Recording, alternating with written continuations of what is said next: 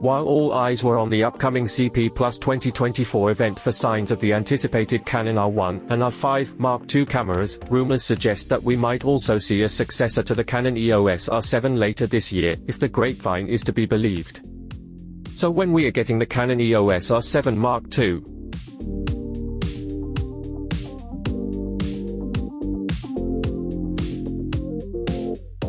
The R7 is clearly not the best Canon could have built in terms of mirrorless APS-C. The 32.5 MP sensor is actually taken from the 90D, and has a slow readout. The lack of a vertical grip mount is one of the top 3 reasons people do not like it that much, and it makes sense. A flagship camera needs the ability for accessories like a battery grip. If Canon wants to attack Fuji's X-T5 with a fast 40 MP sensor, they need to develop it.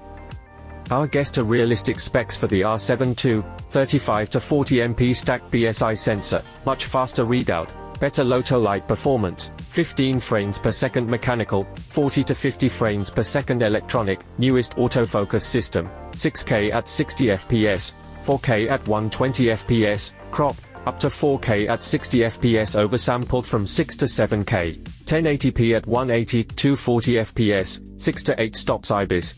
New multi-tool angle LCD like the one likely to come to the R5 II, same size, same resolution, most likely a new processor, Digic X2, Digic 11.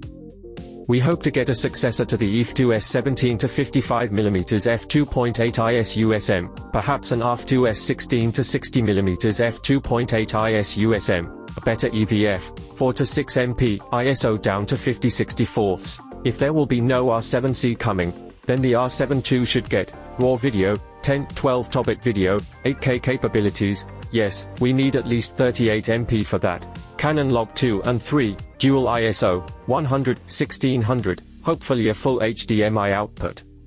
At first glance, this seems too soon, considering the original R7 was only launched in 2022. Canon traditionally allowed years of breathing room before replacing a model. However, the company hasn't been shy about speeding up its launch cycles in the mirrorless era if it has something meaningful to add to a product line. Take the Canon EOS R6, for example. It was launched in July 2020, but the much improved Canon EOS R6 Mark II was released just 2 years later in November 2022. If Canon has something seriously worthwhile to add, giving us a Canon EOS R7 Mark II 2 years after the original would be entirely consistent, particularly since there is something worthwhile that could be added. This, to us, is the obvious upgrade path. The R7 series is that unicorn camera for sports and wildlife photographers that combines resolution, speed, and the 1.6x amplification of focal length, due to the APS-C crop factor. However, its 30 frames per second top burst speed is being challenged by the likes of the Fujifilm X-H2S and its 40 frames per second bursts.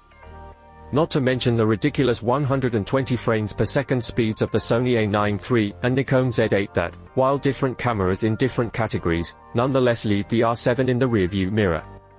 If Canon adds a stacked sensor in the Canon EOS R7 Mark II, combined with its incredible autofocus system, it would set incredible new standards in the world of APS-C action shooting.